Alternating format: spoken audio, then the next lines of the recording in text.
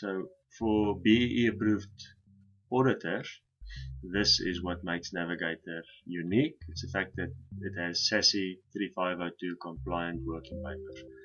Looking at planning, fieldwork, final considerations, and you can also print your working papers at the end.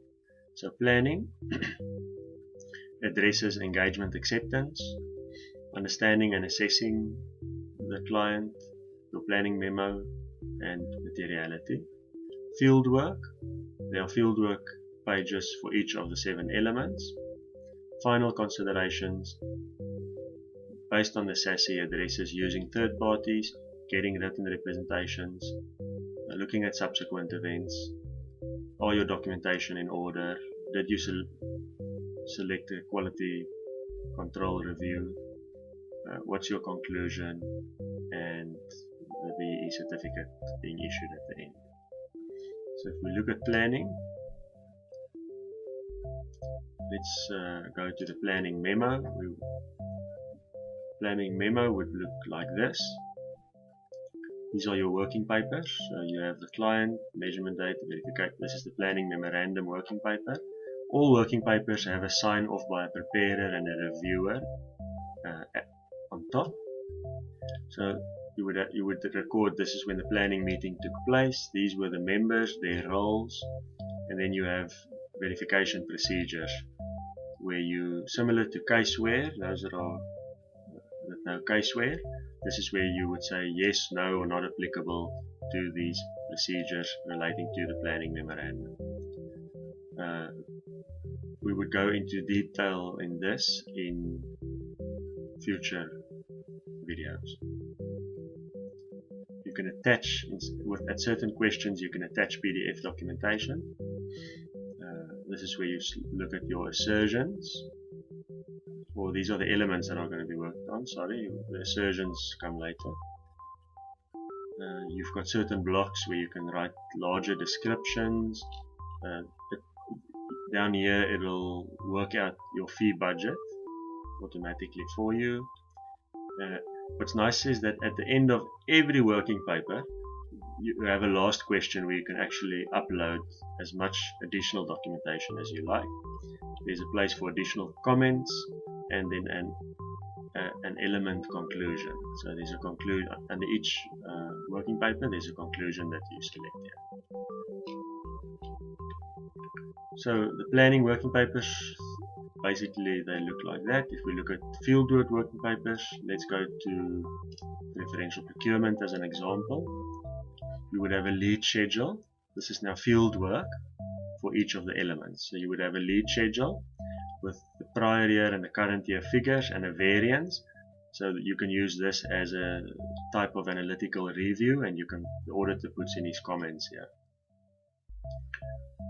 There are no sample supporting documentation. Let me just use another element where we have some sample supporting documentation.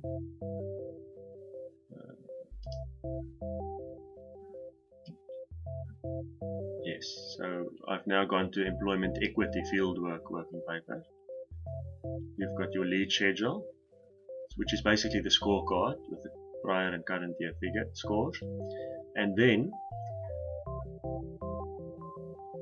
you can sample, you can go back to the data capture pages. So if I were to go back to the data capture pages, employment equity, you can see here that I've sampled 1, 2, 3. There's a little column on the right where you sample the items that you would like to test further.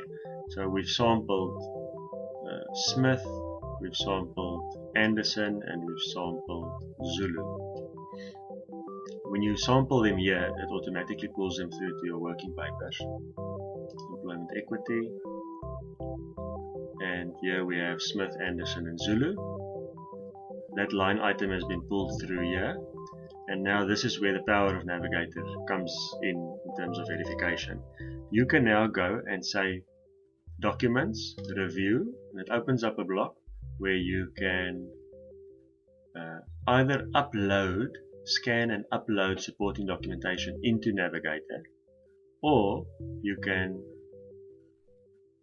review it offline. So you can look at the documentation either where it's saved on your server, or maybe you've taken your laptop to the client and you've checked it out there, and you can tick here that yes, it's been prepared offline by maybe a junior clerk, and it's been reviewed offline by a more senior person.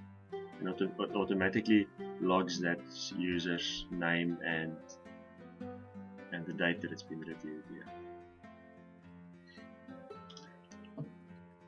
Okay, just wanted to see.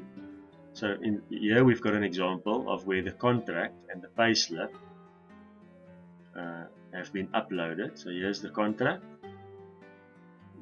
When you want to upload something,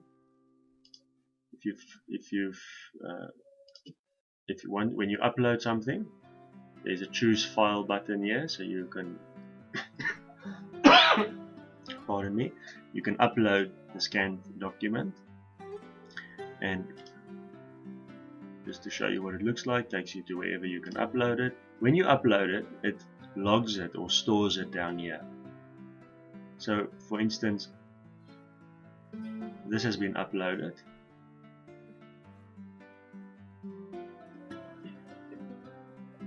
So this is not a contract, but just an example document that we can upload it here.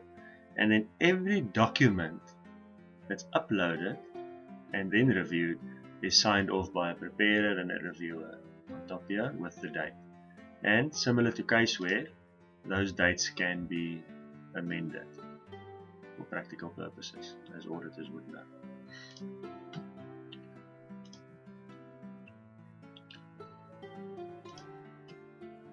So it'll then indicate that that line item has been properly reviewed here.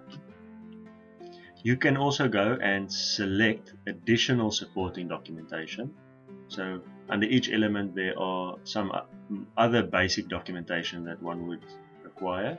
You can select it here, and you can also go and review it, upload it, or prepare it offline.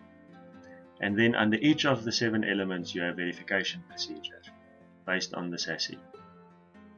So you would work through these verification procedures by answering these questions yes or no. There's a number of them, additional comments, and an element conclusion. Then, if we go to final considerations, let's go to subsequent events. 7 procedures, yes, no, signed off by a preparer and a reviewer, additional comments if you want, and a conclusion. Go to the assurance conclusion one, very similar. You can see the layout of the working papers are all very similar.